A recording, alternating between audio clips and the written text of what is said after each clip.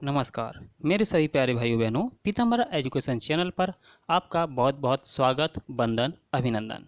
लगातार चल रही इस पर्यावरण अध्ययन की श्रृंखला में आप सभी बहुत अच्छे से आनंद से इन प्रश्नों को हल कर रहे होंगे और उम्मीद करते हैं कि आप अपनी पढ़ाई में भी मन लगा रहे होंगे। आज की इस श्रृंखला में लाए हैं आपके लिए कुछ खास। चलकर देखते हैं क्या है कुछ खास। तब तक इस चैनल को कर लीजिए सब्सक्राइब और बेल आइकन को दबा दीजिए। बढ़ते हैं बिना टाइम वेस्ट किए अपने प्रश्नों की तरफ। पहला क्वेश्चन आपके सामने, पर्यावरण से अभिप्राय है। पर्यावरण से क्या अभिप्राय है? आपके सामने ऑप्शंस हैं, भूमि, जलवायु, पौधों और पशुओं की प्राकृतिक दुनिया जो उनके चारों ओर अस्तित्व में है, उन संपूर्ण दिशाओं का योग जो एक समय बिंदु को घेरे होती हैं। तीसरा ऑप्शन, भौतिक जैविक एवं सांस्कृतिक तत्वों की अंतःक्रियात्मक व्यवस्था जो अंतः संबंधित होते हैं। अथवा चौथा ऑप्शन है आपके सामने उपरोक्त सभी। आंसर बताइए आपका क्या होना चाहिए। पर्यावरण से क्या अभिप्राय है, ये क्वेश्चन था। देखिए इस प्रकार से आपको सारे ऑप्शंस भी दिखाई दे रहे होंगे। बताइए आंसर। जी हाँ जी जी, जिनका आंसर आ रहा है डी आंसर आ रहा है, बिल्कुल सही है। उपरोक्त में से सभी, ये सारे के सारे घटक आपके पर्यावरण से संबंधित हैं। ठीक है ना, क्योंकि पर्यावरण में सारी चीज़ें आ जाती हैं, जल, वायु, पौधे, पशु, पक्षी और भी सारी चीज़ें सब के सब पर्यावरण के अंतर्गत आ जाते हैं। अगला क्वेश्चन है, कथनों पर विचार करना है आपको, फिर आंसर देना है। ये कूट में दिए गए हैं सारे आंसर। आज मैं ऐसे लाया हूँ जिनमें ज़्यादातर कूट में वर्ड दिए गए हैं, कूट में आंसर्स दिए गए हैं। कोशिश करिए कि आंसर आ जाए आपके। निम्न कथनों पर विचार कीजिए। अब कथन देख लीजिए। पहला, पर्यावरण जैविक और अजैविक तत्वों का योग है। दूसरा, पर्यावरण में समय और स्थान के अनुसार परिवर्तन नहीं होता। तीसरा, पर्यावरण की कार्यात्मक ऊर्जा संचार पर निर्भर करती है। चौथा, पर्यावरण एक खुला तंत्र है। अब आपको जोड़े के रूप में बताना है कि ऑप्शन कौन सा सही है। पहला केवल पहला, दूसरा ऑप्शन है केवल पहला दूसरा, फिर है दूसरा तीसरा, फिर है पहला तीसरा। आंसर आपके बिल्कुल आ गया होगा। जिनका पहला और तीसरा आ रहा है बिल्कुल सही बात है, पहला और तीसरा ही इसका आंसर सही हो जाएगा। यानी पहला और ये तीसरा, इन दोनों का जोड़ा बन के आंसर हो जाएगा पहला तीसरा। मतलब इसका मीन्स क्या होगा कि आपका आंसर चौथा वाला सही है।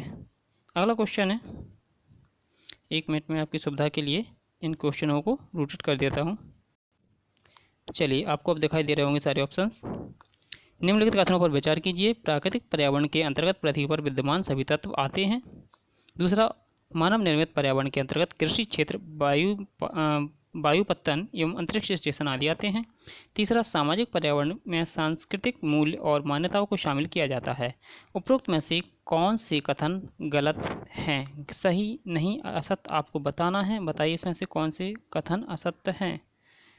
ठीक है ना। आंसर जी, जिनका आंसर आ रहा है पहला वाला बिल्कुल सही है। केवल एक इसका आंसर हो जाएगा। प्राकृतिक पर्यावरण के अंतर्गत पृथ्वी पर विद्यमान सभी तत्व आते हैं। ठीक है, ये वाला। ठीक, कौन सा कथन, ये वाला आंसर आपका हो जाएगा। अगला क्वेश्चन देखते हैं। अगला क्वेश्चन आपके लिए है जलमंडल। देखिए ध्यान से, आपको पूरा दिखाई दे रहा होगा। जलमंडल से संबंध में निम्नलिखित कथनों पर विचार करना है आपको। आंसर आपके सामने है और ऑप्शंस भी है। आंसर जल्दी से दीजिए, फटाफट पढ़कर दीजिए आंसर, फटाफट पढ़कर दीजिए। जी जी बिल्कुल, जिनका आंसर बी आ रहा है बिल्कुल सही है। बी आंसर बिल्कुल सही है। दूसरा और तीसरा जो जिनका आंसर आ रहा है बिल्कुल बी नंबर का बिल्कुल सही आंसर है।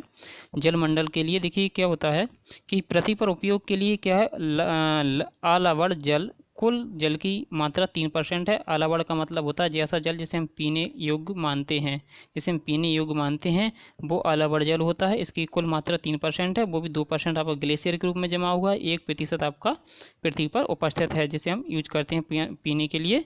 इसलिए कहते हैं ना, जल का संरक्षण कीजिए, जल है तो कल है, इसीलिए कहा गया है। ठीक है ना।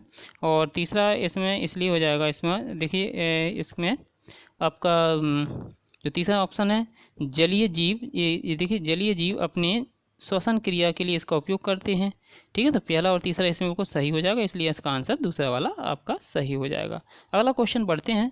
अगला क्वेश्चन है, वायुमंडल निम्नलिखित गैसों में से कौन सर्वाधिक मात्रा में पाई जाती है? कौन सी गैस सर्वाधिक पाई जाती है? ऑप्शंस आंसर बड़ी सुंदर और अच्छे हैं। आप यदि थोड़ा सा दिमाग लगाएंगे तो आंसर आपकी कोई भी गलत नहीं होंगे। और एक एक भाई और एक एक बहन मेरे को बताएंगी आज के कितने आंसर आपके सही हुए हैं। आज जल्दी से फटाफट से लगा दीजिए अपने शतक और कर दीजिए बाउंड्री पार। देखते हैं किसका कौन बनता है आज का क्रम धर्मधार। देखते हैं 6 का पहला आंसर बिल्कुल सही आ रहा है, आर्गन। निम्नलिखित गैसों में कौन सर्वाधिक मात्रा में पाई जाती है, वो है आर्गन गैस। ठीक है, क्योंकि कार्बन डाइऑक्साइड कम है, हाइड्रोजन भी कम है, हीलियम कम है, इन तीनों से क्या है सबसे ज़्यादा आर्गन गैस है। अगला देखते हैं, अगला क्वेश्चन है, निम्न कथनों पर विचार कीजिए। कथन कौन से हैं? क्षौमंडल वायुमंडल की सबसे निचली परत होती है। दूसरा है विषुवत रेखा पर इसकी ऊंचाई सबसे कम होती है। बताइए।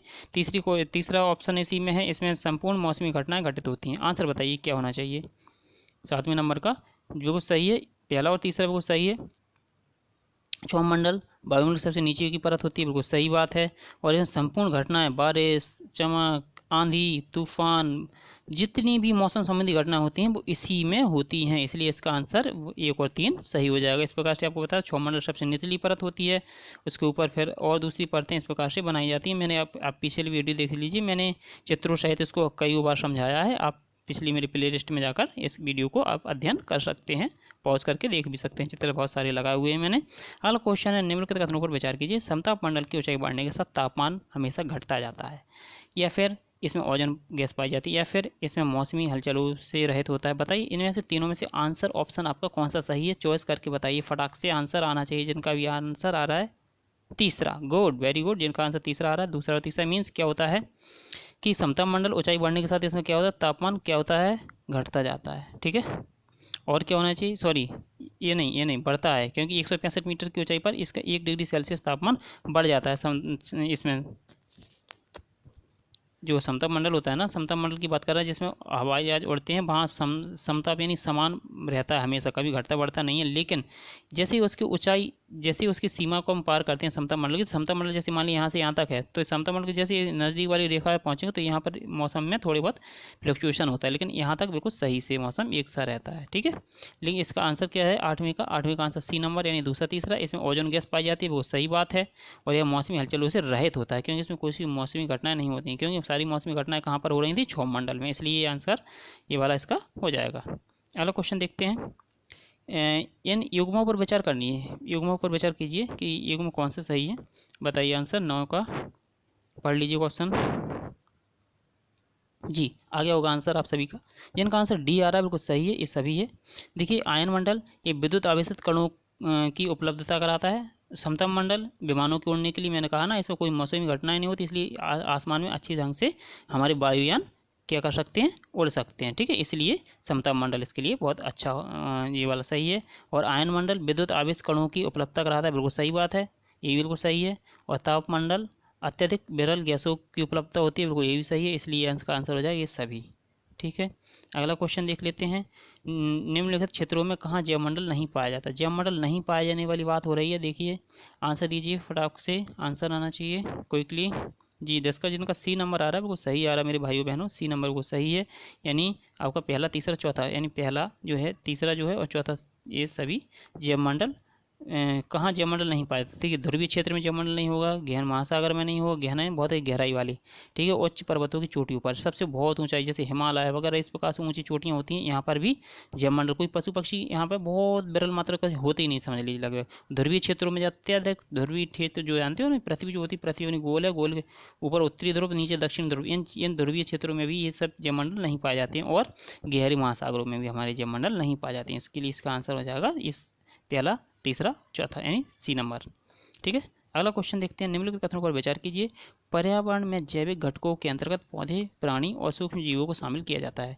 दूसरा है पर्यावरण के जैविक घटक अजैविक पृष्ठभूमि में परस्पर क्रिया नहीं करते। तीसरा है उपरोक्त में से कौन सा कथन सही है, आपको बताएं, अब बताइए आंसर क्या होना चाहिए। जी बिल्कुल आ गया आंसर, जीनियस बच्चे हो आप सभी, जीनियस बच्चे हो, आंसर आना चाहिए जी। हाँ जी जी जी, जी फॉर जीनियस, पार्ले जी नहीं बोल रहा हूँ मैं, जी फॉर जीनियस बोल रहा हूँ जी। ओके, पहला आंसर वो सही बात है। अगला क्वेश्चन देखते हैं। इन कथनों पर फिर से विचार कीजिए, विचार तो करना पड़ेगा ही, बिना विचारे जो करे सो पाछे के पछता है, इसलिए विचार कीजिए, विचार करने से ही आपके सुविचार आएंगे, सुविचार आएंगे तो आप तरक्की की राह पड़ जाओगे, और तरक्की की राह जब चढ़ जाओगे तो सारे लोग आपको सलाम ठोकेंगे, इसलिए सबसे पहले ठोक लीजिए आंसर कौन सा आ रहा है आपका, बताइए आंसर। बी नंबर को सही है, बी नंबर को सही है, दूसरा नंबर को सही आ रहा है। ये प्रकाश की अनुपस्थिति में सरल अजैविक पदार्थों में अपना स्वयं भोजन स्वयं बनाते हैं, ठीक है ना। ओके, अगला क्वेश्चन देखते हैं, अगला क्वेश्चन देखते हैं,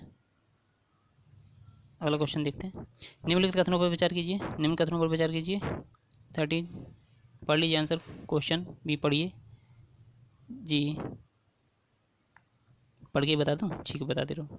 पर्यावरण के अजैविक घटकों में प्रकाश वर्षण, तापमान और आर्द्रता एवं जलवायु के साथ साथ अक्षांश एवं उच्चावच को भी शामिल किया जाता है। दूसरा ऑप्शन है इसके अंतर्गत तापमान पर्यावरण का सबसे महत्वपूर्ण घटक है जो जीवों की उत्तरजीविता को बृहद रूप में प्रभावित करता है। उपरोक्त में से कौन सा कथन असत्य है बताना है आपको। असत्य है, असत्य बताना है। असत्य, असत्य मैं कितनी बार बोल चुका हूँ, असत्य बताना है। असत्य वाले सारे क्वेश्चन ज़्यादातर गलत होते हैं, इसलिए आंसर सही से सुनिए। असत्य बताना है इसमें। डी नंबर जिनका आ रहा है वो सही है, उपरोक्त में से कोई नहीं, उपरोक्त में से कोई नहीं इसका आंसर हो जाएगा। अगला क्वेश्चन देखते हैं। निम्नलिखित कथनों पर विचार कीजिए, फिर से विचार करना है। पर्यावरण का अध्ययन जनसंख्या एवं संसाधनों के मध्य अनुकूलतम संबंधों की स्थापना के लिए आवश्यक है।